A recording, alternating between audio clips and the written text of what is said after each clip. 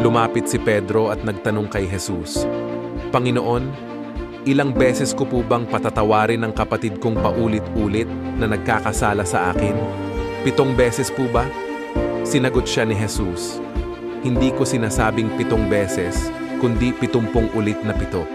Sapagkat ang kaharian ng langit ay katulad nito, ipinasya ng isang hari na hinga ng ulat ang kanyang mga alipin tungkol sa kanilang mga utang. Unang dinala sa kanya ang aliping may utang na milyon-milyong piso.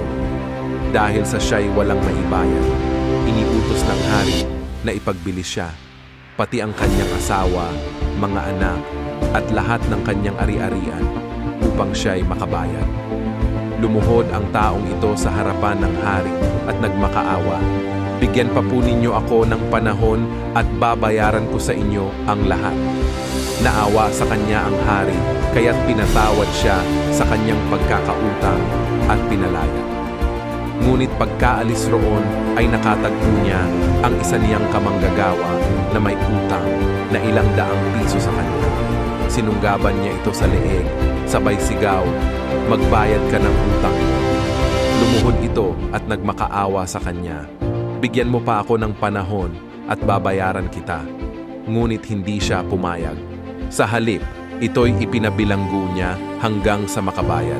Labis na nagdamdam ang ibang mga tauhan ng hari nang malaman iyon. Kaya't pumunta sila sa hari at isinumbong ang buong pangyayari. Ipinatawag ng hari ang malupit na lingkod.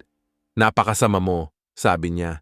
"Pinatawad kita sa utang mo sapagkat nagmakaawa ka sa akin.